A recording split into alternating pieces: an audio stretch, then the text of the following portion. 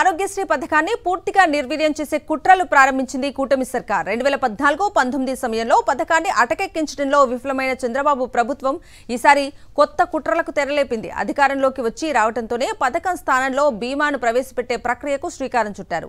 మరోవైపు ఆరోగ్యశ్రీ బిల్లుల బకాయిలు చెల్లించకుండా ప్రజల ప్రాణాలతో చెలగాటమాడుతూనే జగన్ సర్కారుపై నిందలు వేసే కుట్రలకు తెగబడింది. 2019-24 మధ్య విప్లవాత్మక సంస్కరణలతో ఆరోగ్యశ్రీ పథకాన్ని బలోపేతం చేశారు వైఎస్ జగన్మోహన్ రెడ్డి.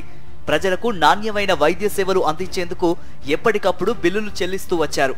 2023 వరకు పూర్తి స్థాయి బిల్లులను ఎప్పటికప్పుడు క్లియర్ చేస్తూ వచ్చింది వైఎస్ఆర్సీపీ ప్రభుత్వం.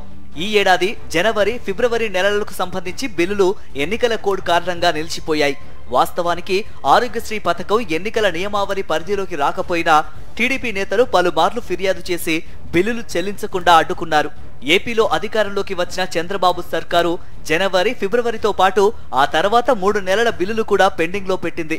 ఆరోగ్యశ్రీ స్థానంలో బీమాను ప్రవేశపెట్టే కుట్రతోనే బిల్లుల చెల్లింపులను కావాలనే ఆపేసింది. ఫలితంగా ఇప్పటికే చాలా ఆసుపత్రుల్లో ఆరోగ్యశ్రీ సేవలు నిలిచిపోయాయి.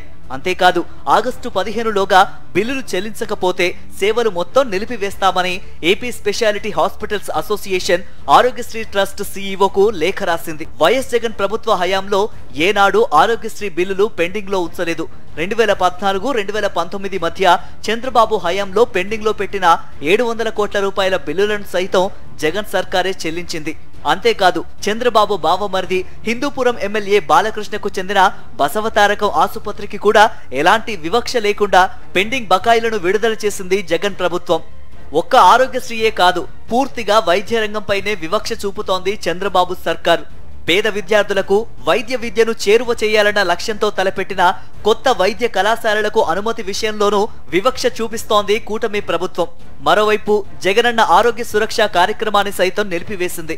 కొత్త ప్రభుత్వం ఏర్పాటై 2 నెలలు కావస్తున్నా ఆసుపత్రులపై దృష్టి సారించకపోవడంతో మందుల కొరత వేధిస్తోంది.